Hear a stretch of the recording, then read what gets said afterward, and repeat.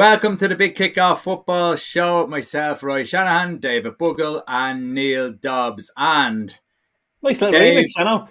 Oh, a little bit of a remix, yeah, a little bit of a remix. You hadn't seen this from last week, Dave. I watched the show, but I skipped that bit. It's been today. The news came out about Nuno, Espirito Santo, getting the sack from Spurs. Dave, what's your thoughts initially? Spurs are boring, aren't they? It's the easy thing to do. Let's blame the gaffer. Everton are probably going to turn in Rafa as well. Let's face it. It's like everything's Ollie's fault. Now, in fairness, in United's case, it is. But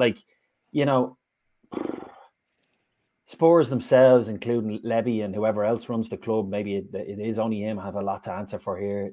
He was handed a team who are on the way down to an extent, and their star man wanted to leave, and then they were expecting miracles.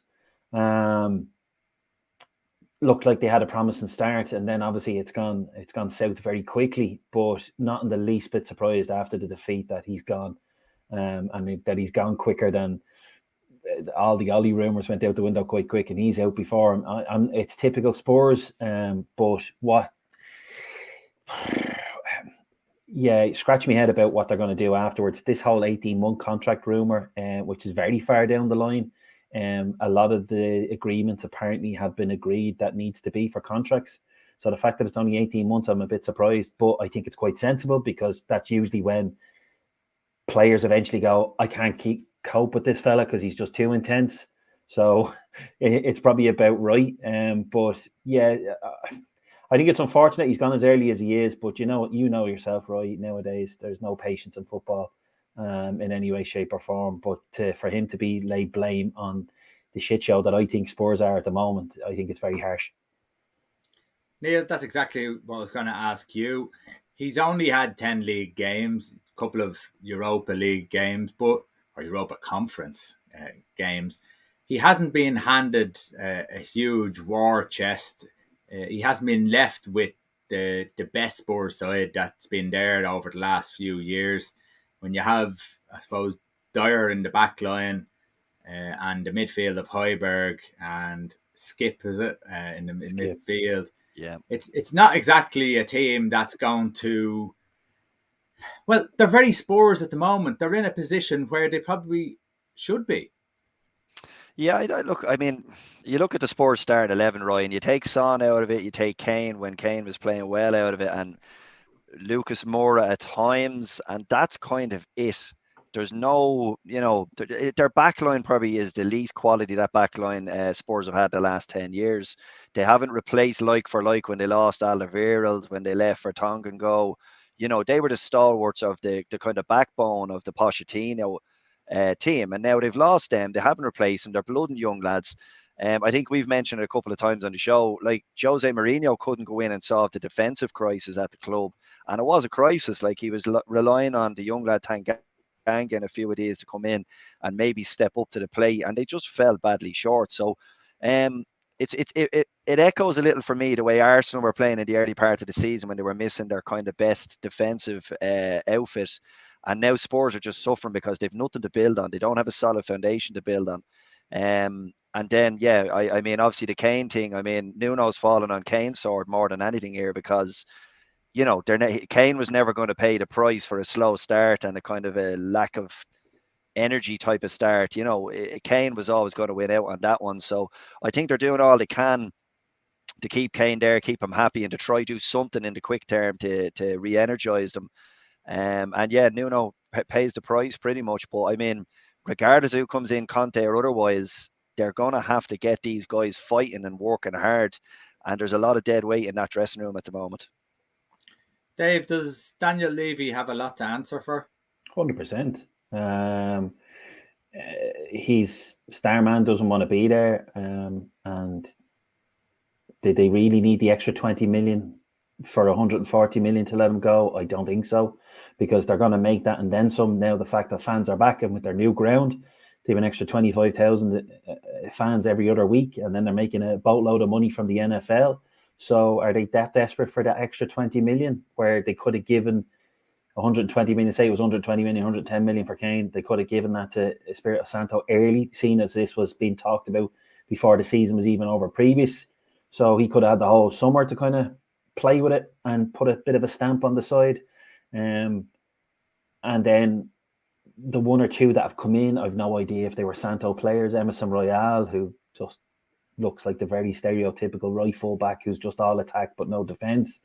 After that, I don't know who else has come in from him. I don't know, was Romero this season? Yeah, he was this season. Yeah, and Gill, wasn't it? Yeah, so very unassuming players that you're kind of like, right, okay, are they building up the squad here? Because they're certainly not improving the first team. I don't know. And then, of course, you've got the likes of Kane not in good form. Son obviously seems to be kind of in tandem with him because he's not in great form. Lucas Moura is trying his best, but they seem to go nuts when he came off the other day and Bergwijn came in. So I don't know whether they don't like Bergwijn or was Lucas Moura playing as well as the fans thought. But the basic running of the club, knowing that you were changing your manager and the new guy is coming in, and the fact that you could have made 120 million on it and used the war chest, like there's money there at Spurs without a shadow of a doubt. They're not quite have the world fan base of say Liverpool United, who that's where they bring in their biggest revenue, and they don't obviously have the spending power of Roman Abramovich and the guys at Man City, but they're the next best alongside Arsenal. And yeah, it's just, but every time he seems to get away with it. Now he does run it like a business. I understand, a bit like what Newcastle did under Ashley, where we have to make some money. We can't just keep blowing at money, because I don't know, does he use any of his personal wealth or whoever the real money men in the background? I don't know the full run, like the ownership. I don't really know exactly their true wealth. So if they're just purely running it as a business and using the money that's being generated, there's still more to be made available. But as we all know, they like to keep it close to their chest. So yeah, he seems to be made of Teflon how he's getting away with it. And of course they're going to lay blame on Santo. And of course, once the fans turned on him, it's easy for him. And once they went as mad as they did on Saturday, he was able to kind of smoke screen and get rid of him and now look to get. Well, it would be a bit of a coup to bring in Conte, but you're going to have to back him as well, because he's not going to come in and just try and make best with what he's got there. No, Neil, and Conte was in talks with Spurs during the summer. Those talks failed. They broke down because he didn't believe in the project. So surely now, if Conte is going to take the job, there's been a change of view from Levy and others on maybe a little bit of a power shift on maybe what the manager can and can't do now, because Conte doesn't seem to be one who's going to just coach. He wants to get the players in that he wants to get in. It's the reason why he left Inter Milan. He knew that he wasn't going to have that power, that it was going to wither away and top players were going to go.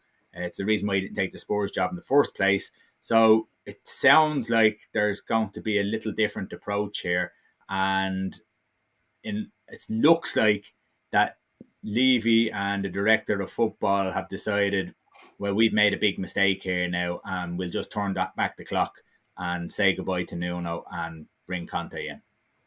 Yeah, it's a strange word. Like, let's be honest, right? The way the things go, there's no way they would have got rid of Nuno if they didn't have Conte more or less lined up to come in, right? Because they made such a balls of it in the summer. What was it? 6-7 managers kind of let them down and decided they weren't going to hang their hat on the Spurs job. So they would have been look absolutely ridiculous if they got rid of Nuno and then didn't have anyone ready-made to step into that slot. You'd love to be a fly in the wall to find out what the difference was. You can only assume that Conte's hand has been strengthened hugely. Number one, by being linked with Solskjaer's job. And then number two, then by being able to go to Spurs and say, well, look, you're in a mess. You're looking to get rid of the manager, clearly. You wouldn't be talking to me otherwise. But I want more. And now this is what I want. So maybe they have to meet him halfway in some regard. I can't see why when he left mutually, didn't he, over the summer with Inter, why then they didn't have him lined up and in the hot seat. It's a weird appointment later to go back for a guy and get your man if nothing has changed. So obviously something has changed, and you would imagine it's that little bit of a power struggle that now Conte will have the upper hand when he's dealing, be it players, be it transfers, be it whatever way he wants to deal with Kane. Who knows what it could be. But he's in a stronger position than he was going in the summer now, because he's basically their last hope now at this stage. Yeah. On the other hand, Dave, what a weekend it's been for Solskjaer. He's got a 3-0 victory, and he's got rid of Conte, a master stroke altogether. He's off his back. It sort of shows that it's an admission that a lot of the stuff that he was trying was probably wrong. Maybe not a lot of the stuff. That's gone a bit too far, but there was things that he did need to change, and it's nearly a hands up by making those changes at the weekend. And of course, playing Ronaldo and Cavani up front, you probably have to fit those two in, don't you? Yeah, like you could see with Cavani's performance, even off the ball, it was more impressive. He has a bit more in the tank than, say, Ronaldo does. But at the same time, it would inspire Ronaldo as well, because, you know, with the ego alone, he'd be still trying to prove that he's still the main man around. But they still complemented each other very well. And I'd watch that Cavani goal all day long. It was just a great move. And obviously Bruno was inspired as well. And then the coolness to chip it over the keeper as he did. That's not an easy thing to do. He made it look easy, but that's because the best guys do, you know. So every United fan, and even non-United fans, were screaming, going, "What's going on with Cavani not playing?" This is obviously, you know, and of course, trying to put the finger of blame on Ronaldo as usual, and it's not got nothing to do with him, in my opinion. It's just that's the easy thing to do. But look, it was a 4-2-4. People can pretend it was a 4-2-3-1. It was a 4-2-4 the way the front four played, because they weren't acting like midfielders. So what did they expect to happen? This time they went to 3 at the back, the 2 wing backs to help the 3 guys in the midfield, and then the 2 boys up top. And you've got class personified in Cavani and Ronaldo, and they show their mettle. But I have to say, I thought United won a lot of the individual battles, and the more individual battles you win, then the good guys get to shine. And I have to say, in midfield, it wasn't amazing, but they did win it. I think they won the battle a little bit better than what they've ever done this season. But that's what kind of impressed me most. It was a gritty, grindy game. And then eventually, when they started to win those battles, that's when the class started to stick its neck out, and it stuck its neck out, as I said, in abundance for that second goal. But obviously for the first goal, which was a bit of genius from Ronaldo himself. But it was a great through by Bruno, which is what he does best. So the first 2 goals are what you want to see United doing more often, but you have to do the dirty work in order for, again, them guys to have that platform. And there was a bit of that. There was a nice bit of a mix of the getting the hands dirty and then being able to do the finishing touches, which the guys did with such a plan for the first 2 goals. Yeah. Noel says, should have gave Poch more time. He got them Champions League football and got them to the final, where they were the better team on the night, but Liverpool got lucky. Not kind of surprised that Noel say that, but again, I'll just go on that one. Dave, actually, hold on. Johnny O'Byrne, sad state of affairs when Ronaldo and Cavani outrun Kane and Son. Spurs are a joke. On the back of those 2, Dave, that's the biggest problem Levy has had, isn't it? Yep. Just getting rid of managers in the hope that something will just spark and there'll be some sort of run. It doesn't seem to be any thinking or collective thought on how they're going to progress. Once they got to that Champions League final, they kind of seemed to feel that they were entitled to do it again and again and again. That's the big thing, you know. And some people, when they get to the very top, they think they have it done. But you have to work just as hard the next year, because the target's on your back. Because once you become one of the top teams, everyone likes to have a shot at you, regardless of whether you're second or third. Like, it's not just the champions who have that target on their back; it's the guys who are starting to push their way up there. And that's what Spurs were doing. They could have, should have, would have won the league probably the year Leicester, and then of course it progressed into Champions League final with Liverpool, which on another night could have gone a different way. But then they just rested on their laurels. They got to the League Cup final, was it last season? And they were god awful. They never showed up on the night. And they've been wanting, when it really matters in the big games, they've been left wanting with big game mentality. And just to go a little bit about what you're saying there about Levy, like, you can't really read too much into it because it's only snippets. But when you watch that Spurs Amazon documentary, he's there in the training ground having lunch with them all the time. Like, you never hear about owners being that involved and in the middle of it all. They're usually up on their little ivory tower and they speak to the manager once in a blue moon, and he's there having the lunch with the boys all the time. He's always around. Like, probably making sure they pay for it. But is it him playing championship manager really and just wanting coaches to do what he wants them to do, and if they're not doing it, he's got to go. Like, is he a bit too involved in the football side of it? Just control the business end of it for me, pal, and let the football people do the football. That's what I'd be interested to see, the dynamic there, because Pochettino obviously was building a very strong outfit there, and it needed a bit of a refresh, and they didn't seem to want to give it to him. And they haven't refreshed it since, but they blamed Mourinho, and now they blamed Espirito Santo, and obviously they blame Pochettino. But once again, management are getting away with it. And when I mean management, I mean your Levy's and whoever else is running the show. What's the name of who's the director of football again? Is it Camoli's gone, is he? Yeah, Patrizzi. Yeah, sorry. So, and they'll bring in Conte now, and if he works, they'll pat themselves on the back, and they'll think they'll have done all the work. It's without knowing everything. It's just a strange outlook, and that's what I'd like to see, the dynamic. How involved are they? Because obviously they were around the boys a lot, and I just wonder, are they a bit too involved in the football end of it and just stick to the business side? Yeah, Neil, Solskjaer, as you said, it's a great weekend for him. 1-3-0, a little bit of pressure off him, back smiling again. But they've got Atalanta and City. They lose those two games, the pressure's right back on him again, isn't it? Yeah, do you know, in hindsight, wouldn't it have been great a week later that Conte comes in and then they face United that weekend? Because Solskjaer, I think, got a reaction out of the team. They were, as Dave was saying there, they were a little bit more dogged. They were a little bit more hard to be. You could tell their pride was hurt. They had to come out and react, which footballers do and tend to do. It's human nature.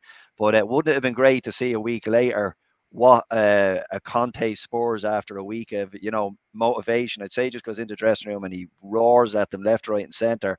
What the reaction would have been out of them, but obviously we were robbed of that. For Solskjaer, right, I think it's just perfect. What a great week. And I know the memes are going around about, Conte being sold up now, but it's absolutely brilliant for him because it just shows the lack of genuine successors to a job like Man United. Like, where do you find the next manager? I mean, we keep saying this thing about the perfect fit and a guy that's a good fit for a club. And they always say it about, Klopp at Liverpool was the perfect fit, blah, blah, blah. But who is the perfect fit now for Manchester United if Solskjaer was to go? And I said it last week, if he has to go, he has to go. But you got to get the right man in the next time around. And it just really shows there's a drought of that type of manager with a kind of a high enough profile, the way you want him to play football, the way you want someone to build a club and to carry the club on. There's not many out there to succeed Solskjaer at the moment. But a great week for him. He lives to go another day, but he's made a habit of this over the last few years where you just think he's gone, and then all of a sudden he pulls something out of the bag. So you got to kind of tip your hat to him in some regard. Can you see Manchester United being able to beat Manchester City? Do you know what? It's a funny thing when it's the derby. Sometimes I expect City to really go out and do a number on them, and United just turn up and have this gritty, like David saying, this gritty display where they just seem to cause City problems that you just wouldn't see prior to the kickoff. Didn't see that against Liverpool, though, Neil, did we? No, we didn't. And I think we were waiting for that, weren't we? We were kind of, even Neville was kind of going, oh, look, this Liverpool team are beatable. He kind of thought maybe, just maybe, and then look, it turned into an absolute shit show for them. But City are a different animal. We always say it on the show, if they score within the first 20-25 minutes, they could run out 5-0 winners. But if they can just hang in there for that opening, 20-25, frustrate them, and then you kind of get to see what City are made of. And I think that was summed up when they kind of almost hit the self-destruct button on the weekend, where did a man sent off for something stupid. Why would you even do that? You're Manchester City. You're going to get goals back. It's no big deal to fall a goal behind. But I do think they have a little mental block when they don't go ahead early, in particular when they go behind. So, I think United could do well against them. But like that, they're going to have to follow up last week's display with an even 100%. grittier, with more energy and more, a bit more charisma on the field. Yeah. Well, let's stick with Man City, Dave. Beaten 2-0 by Crystal Palace at home. Of course, there was the sending off. That doesn't help anyone. Pep actually said that wasn't the reason they lost it. They said that they're creating an abundance of chances and these type of games should be finished. He says he doesn't need a striker. But if you have a striker who's a natural finisher, not 5 midfielders who are really, really good players and score goals here and there, he probably wins it again. Yeah, like you had a guy who was, when he was fit now, obviously, and it's a bit ironic considering what happened to poor El Aguero at the weekend. But when he was fully fit, like he was it wasn't just a 20 goal a season, he was 25 goals and it was vital. Like he needs 10 goals more from 5 to 6 players. 10 goals and more from about 6 players in order to really get the output he needs, which is very difficult to do. A lot of them don't have the ice in their veins. They want to pass. Sometimes they're almost overdoing it nowadays because their instinct is to be the guy who sets up the goal scorer. And sometimes it's like, pull the trigger there now, pull the trigger now. And they don't. It's kind of like they're still looking instead of looking into that top corner or inside the post the way a guy with ice in his veins does. Because as much as like Salah, we give out to him for being greedy, and now he's setting up a lot of goals this year. But let's face it, he looks at the goal first before he looks at anywhere else, even though he's a winger. But and your Vardys and Kanes when they're up and at it, and Ronaldo, same thing. They look at where the goal is first. They don't even blink. They don't have that right now at Man City. They have that look up first and see, and that split second might just stop them from putting it into the back of the net when they should be. So it's very, very interesting. And like Neil said, it's getting boring, but it is true. You frustrate them for 20 minutes, half an hour, and it can get interesting. Like they start to go to, the way Pep Guardiola team, they get a little bit nasty and they start doing the cynical fouls, even you see with Barcelona, and the way they start picking on Zaha and making it out that it was all his fault and he was acting the Maggie, even though straight after that, Bernardo practically kicked him up the arse. So it's very easy to frustrate them, but like there's a lot of pressure on that team now. You're talking 10 goals each for about 6 of them, and I don't think 2 or 3 of them will get that this year, break the 10 goal mark. And not only that, Dave, it's not just the fact that Aguero's gone in the goals and no centre forward, but Jack Grealish has come into the team. He's actually not playing bad. He's doing okay. But Jack Grealish wasn't a goal scorer really with Villa, as in double digits. And he has replaced someone in a Manchester City team in Raheem Sterling, who was a goal scorer, double digits. So that's the double wallop, isn't it? Yeah, and do you know what the most annoying thing, because I've been dying to find a segue to bring it up for the last few weeks.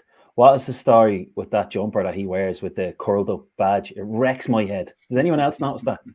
Like, when you not getting an iron to it, it's just watch it next week. He has the badge is always curled up and it wrecks me head. Or because I'd love to know, is he just got the one jumper, or are they all that dodgy? Like, did he get the dodgy box that wasn't being shipped out here? You can have them freebies.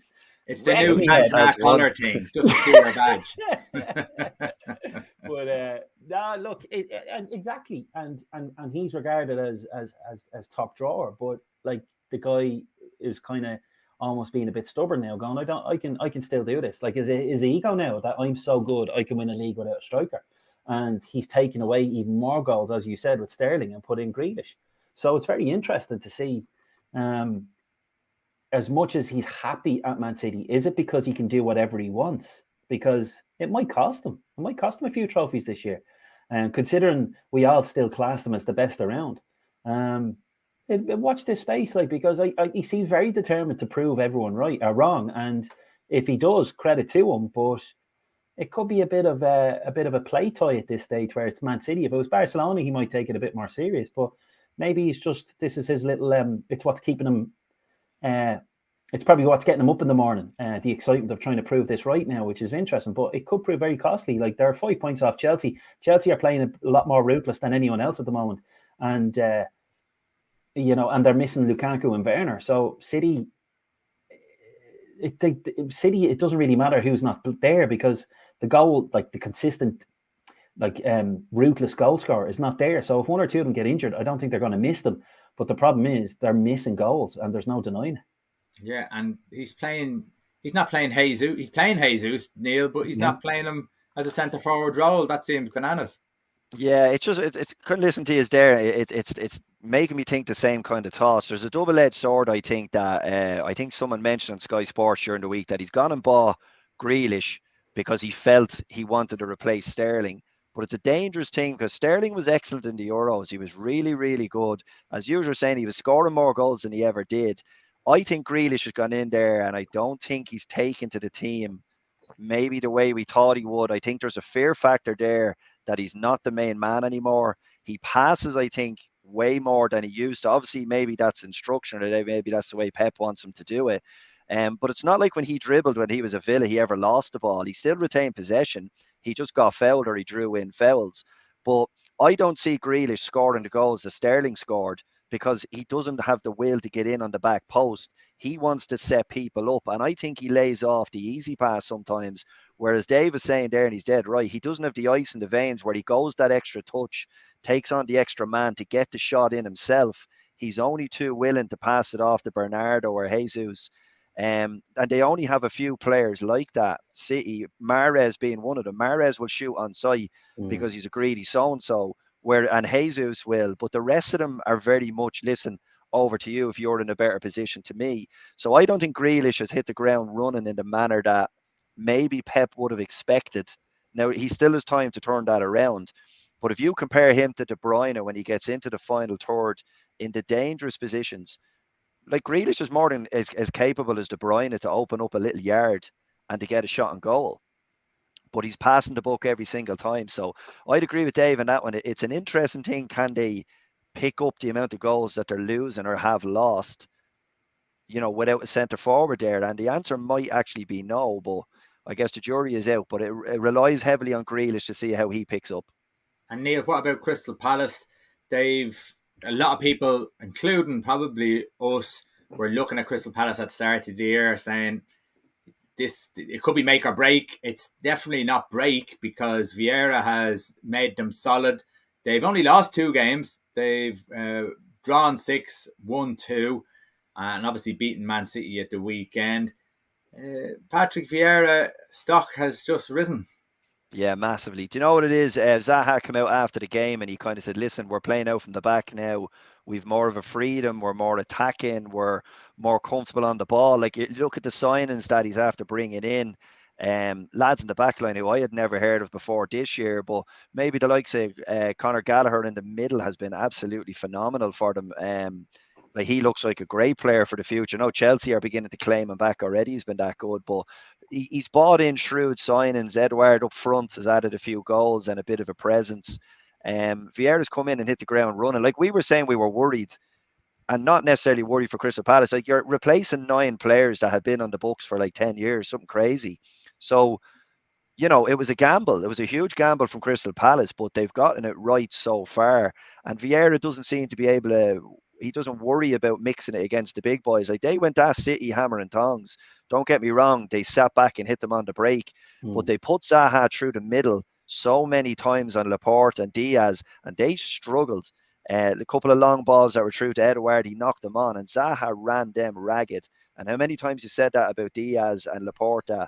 They couldn't handle a guy with a bit of pace. They normally have him at arm's length. So it's very interesting to watch. But no, Vieira's hit the ground running. I think he's done a great job so far, and all his signings seem to be just gelling and mixing well.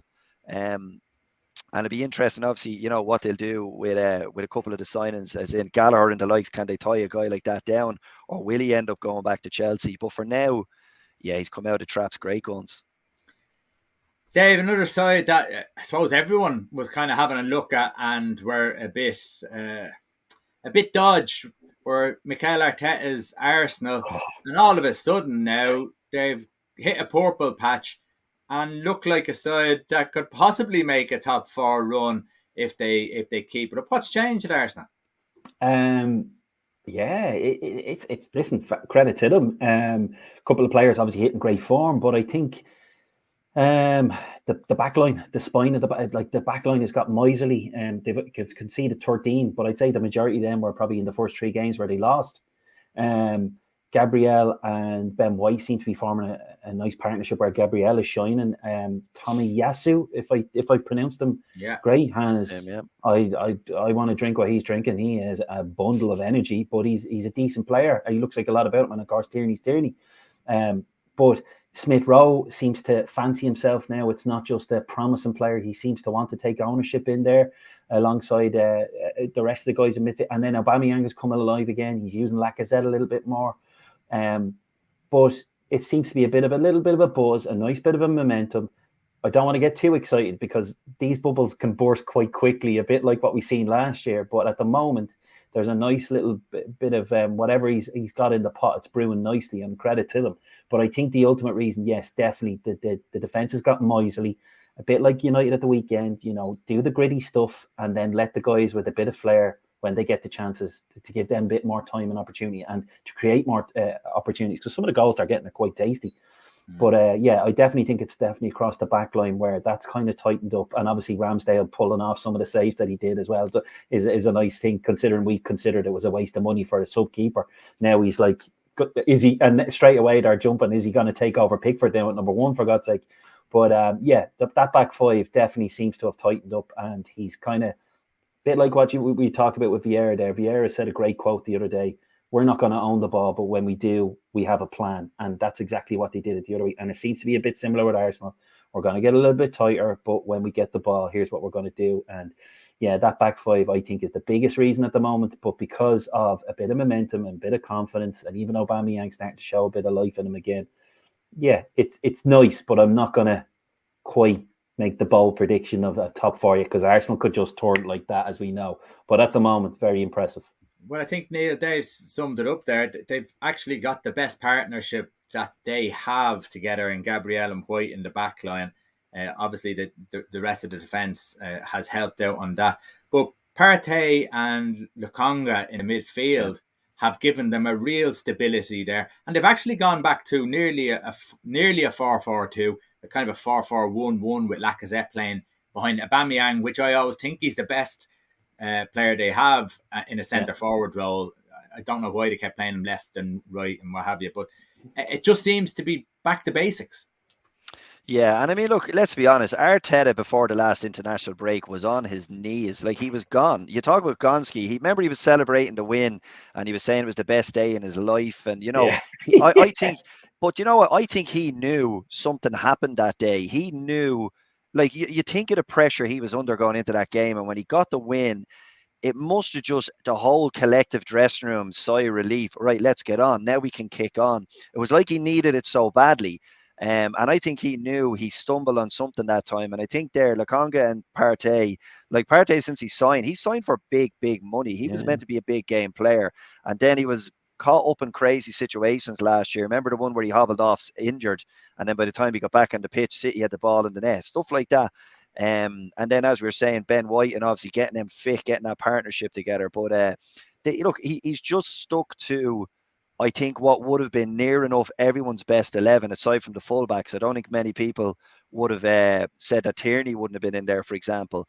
But the two young lads, Saka and Smith Rowe, are running riot now because they can relax a little and actually enjoy their football. Whereas previously the pressure was on Aubameyang, Partey, Ben White, these guys, the more seasoned professionals, to come in and do the job.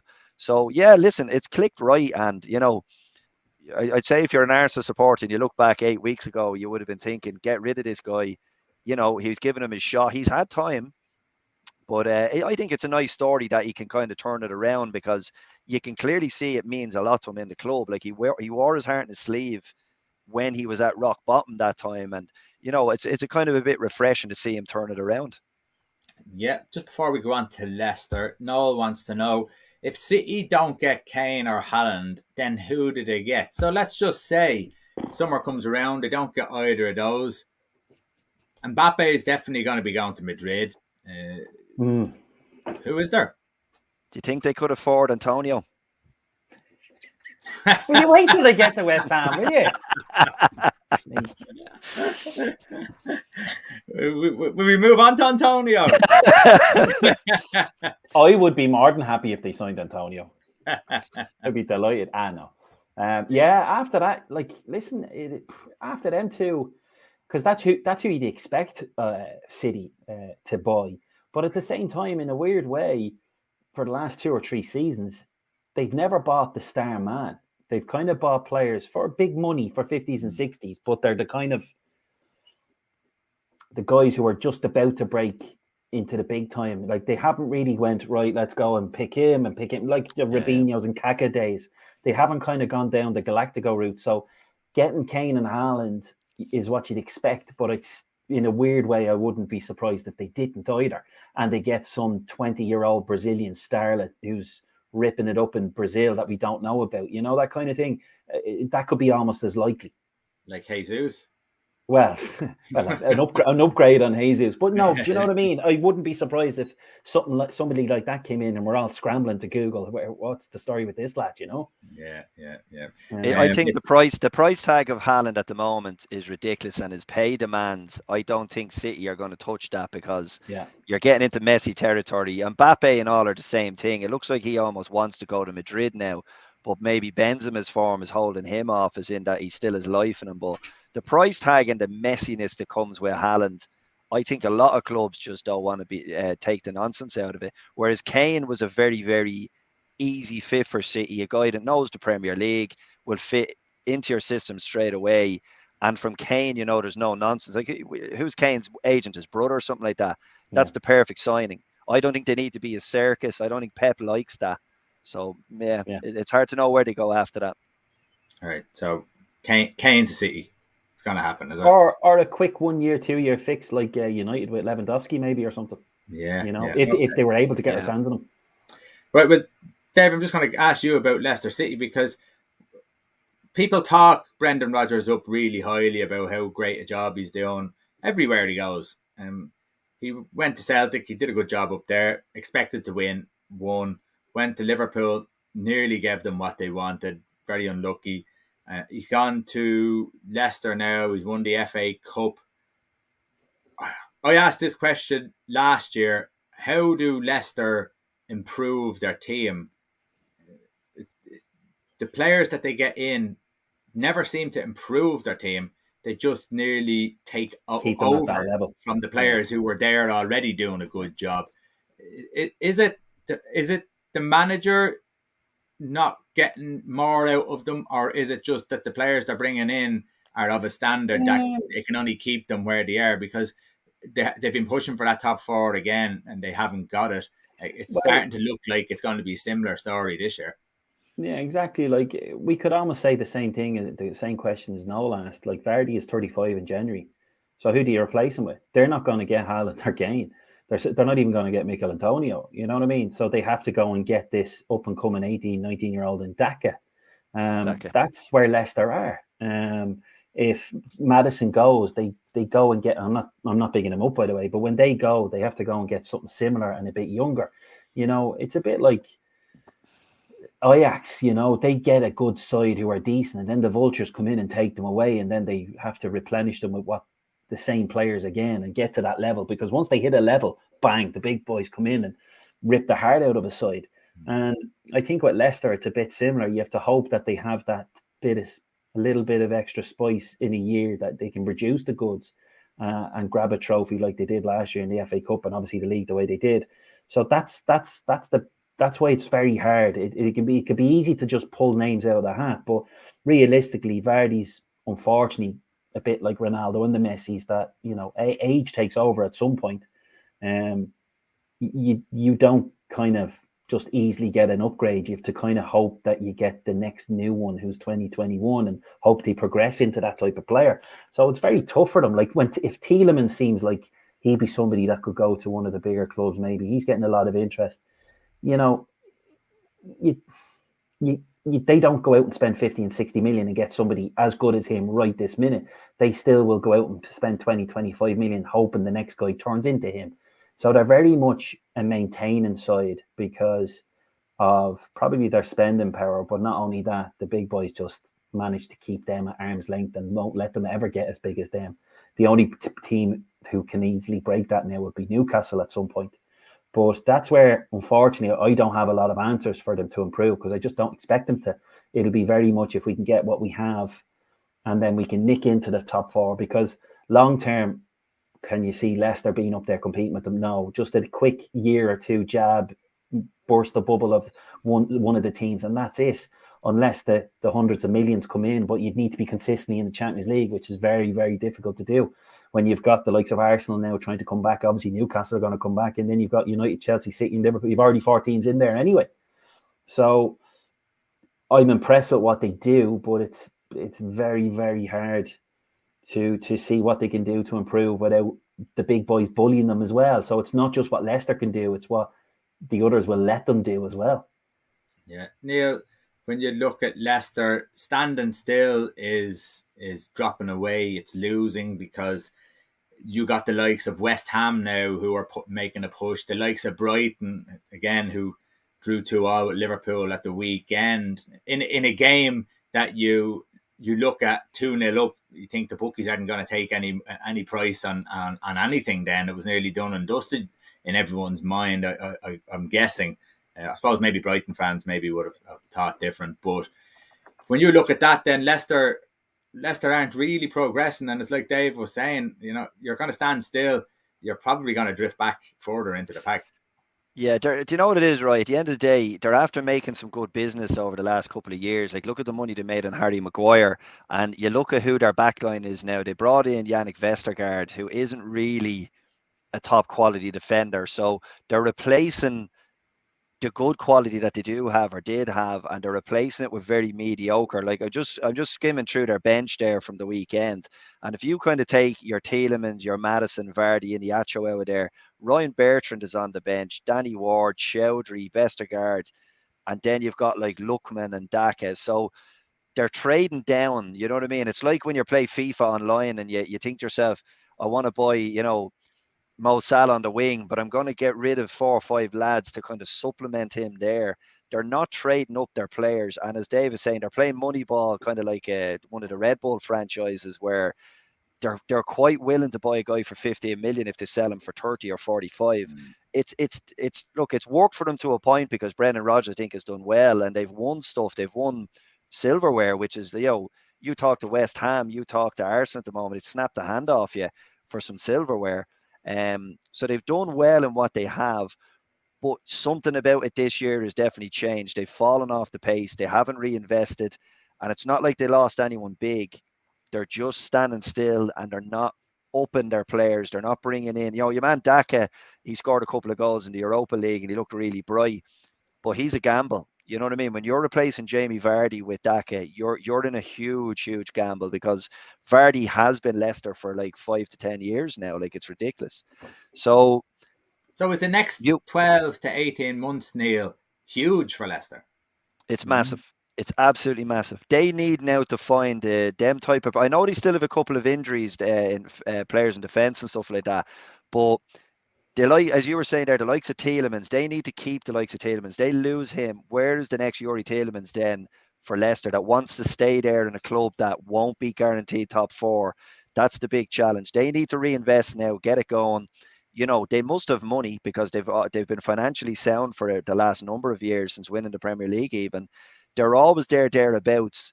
It's just a question, can they kick on or can they be shrewd enough? But it seems to be at the moment, when I look at their squad anyway, I wouldn't put their squad on a par of most of the top 6 at the minute. And that's a kind of a bit of a worry for them. They're going to be overhauled by the likes of West Ham, Arsenal, people that seemingly a bit more financial clout, and they don't have that selling policy. So, yeah, they want to be very, very careful. Okay. Dave, as I said, Liverpool drew 2-0 with Brighton. Yeah. Brighton a decent side. Liverpool a decent side. There's some rumours coming out of England, out of Liverpool, that it's possible that Klopp could call it his time at the end of this year, looking for that year off. It would be a huge blow. Does there become a stage, we said it before with Klopp when he was with Dortmund and in previous jobs, that his teams tend to fade off a little bit. With Liverpool, you have top quality players, the likes of Mane and Salah. You still have to get those players in. You still have to freshen up. Jota's a good one. Firmino's still doing okay, still doing a job. It's a tougher challenge to just keep that ball rolling at the highest level, isn't it? So is it something that you could see happening? He initially said that he was going to finish at the end of his contract. I think that's 2024. Could you see him leave before that? I'd be surprised, to be honest. I think everything he's pretty much said, even from the day one, he's kind of backed it up and kind of stuck to his word. Just to put it into perspective, the last 20 league games, Liverpool have won 14 and drew 6. So I think they're in good shape. It's arguably probably the best form. I know in the league table since January, it's a different story. But they're unbeaten in the last 10 in the season that's just finished, and they're still unbeaten now. Liverpool are okay. There's no two ways about it. Are they going to be right at the very top, at the very end? Very hard to say. I think the ultimate reason that could catch them out is the back line. It's not very watertight. It's not as watertight as people think. I was shocked. Obviously, I was shocked with the full 90 minutes of United, but I was shocked. The one thing I guaranteed for the United game was both teams were going to score. That was the one thing I was going to take to the bank. Both teams were going to score, but I think we'd score a couple more. The fact that United didn't lay a glove, like every team should be laying a glove on Liverpool, and that's exactly how Brighton played. It was very impressive. Considering they were 2-0 down, the third goal that obviously was rightly disallowed, it was looking like it was game over in the usual 3 or 4-0, and Brighton go home with the tail between the legs. But they stuck with it because they had great chances. Like for example, the one where it was, I want to say it was Trossard, but Alisson made the save. It was while it was 0-0. Robertson could see it. He was watching the line. He ran away from him. His first instinct was to back off. Now, I don't know whether he was trying to play an offside. I actually don't know what he was trying to do, but he backed off him instead of charging down because he was the one and only defender, and he was the eyes. It's ridiculous stuff. And then for the goals, if you watch them, very lax, very loosey-goosey, including the big man, Virgil van Dijk, very slow, and I'll always look calm. I will never jump into a tackle. Or everything was still calm right till the ball's hitting the net. I said it when we lost our unbeaten run. I still go back to it. It was some of the worst defending I ever seen. He let a cross go across the face of the goal with Watford. Go back to the 3-0 game and watch it. And he's the best defender in the world. You know, they're there to be got at in the back line, and we're vulnerable. And we're more vulnerable now with our midfield three not quite being right as well. And I'm not making excuses. It's just we still have the ingredients to be dangerous, but I just think we're missing something with the likes of Wijnaldum gone, and that the engine in that midfield isn't quite there at the moment, and it needs to be, because, like I said, that back four is not watertight, and they can be got at.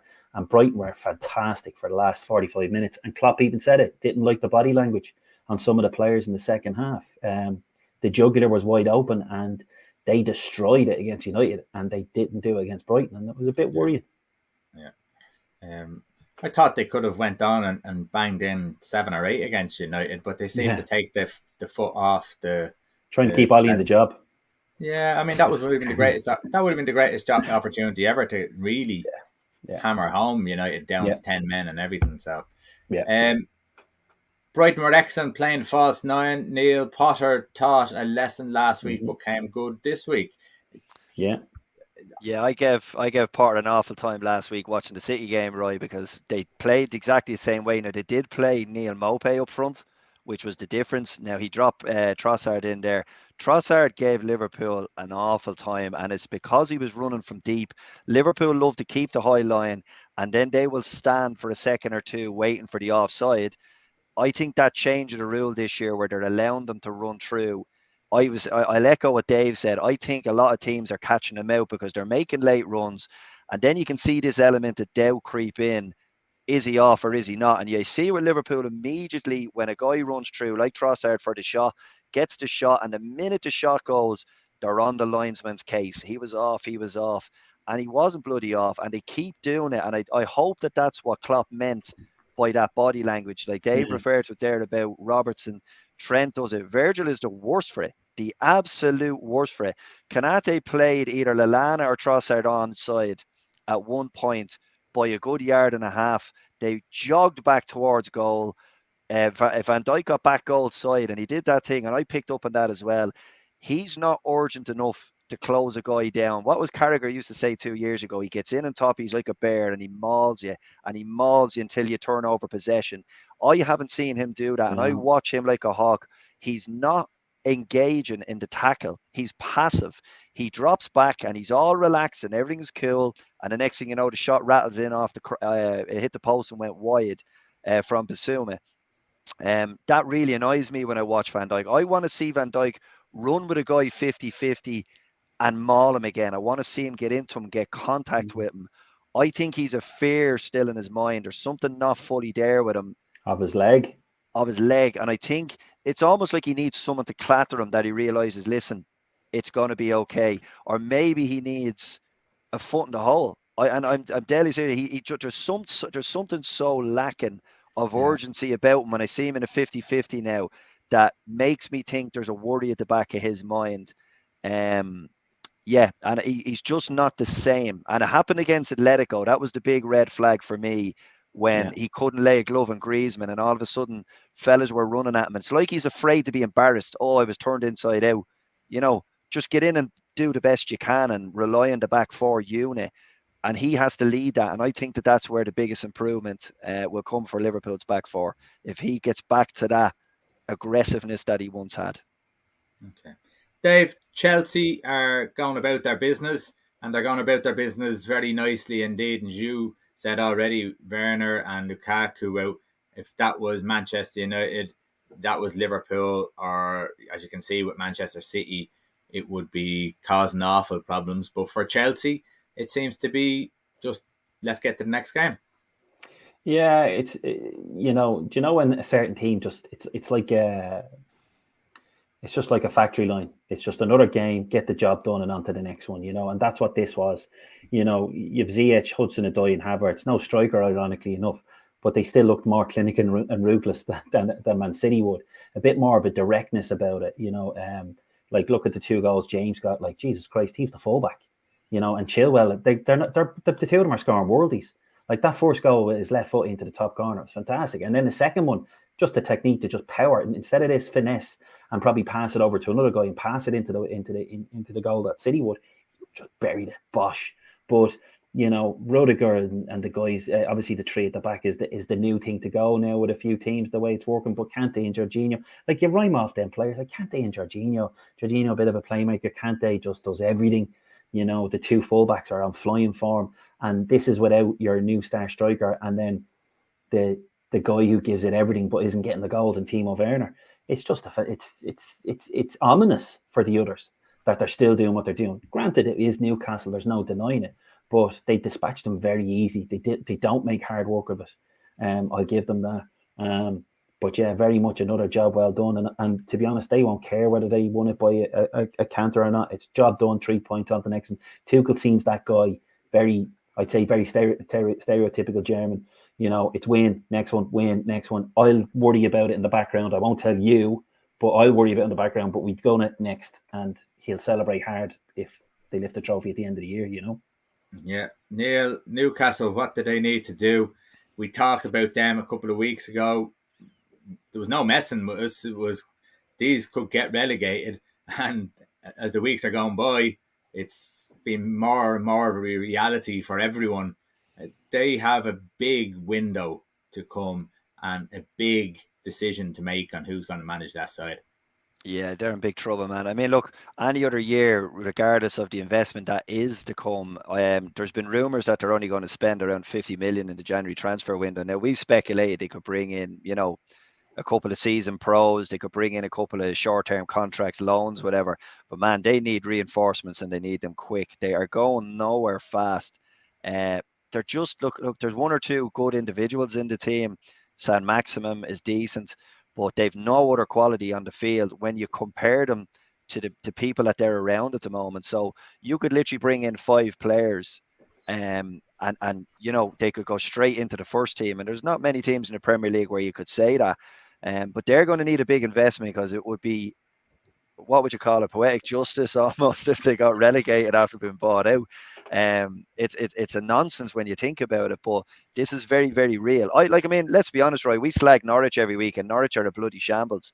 But Newcastle are as much of a shambles as Norwich are, in my opinion. There's nothing about them that would suggest, if this was any other year where they didn't have this maybe money in January, you'd put your house on them going down.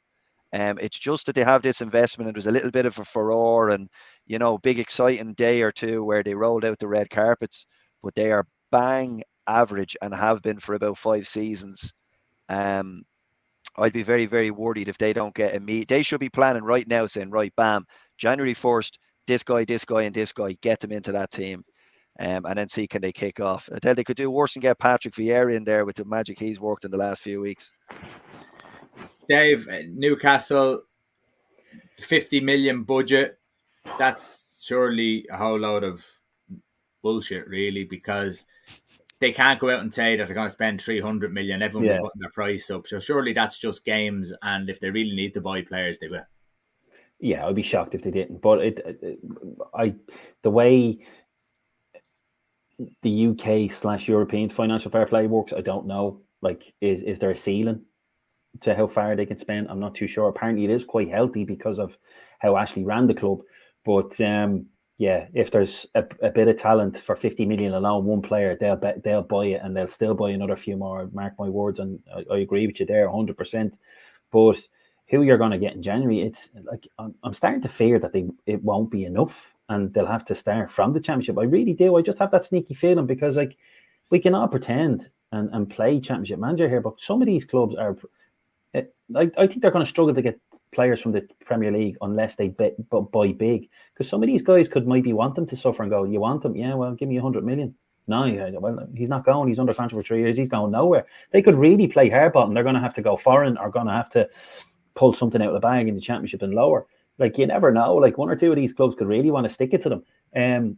I genuinely am starting to fear for them, and I don't think January will be enough. To be honest, I think a lot of it depends on who the manager's going to be. They made it quite clear that Jones is going to manage the 2 games, so they obviously had a bit of in theory, they would have had a bit of a plan, but there's not even a hint of a rumour of anybody at the moment, or if there is. I'll start one, Dave. Would Nuno now be a target? Oh, Jesus, of course.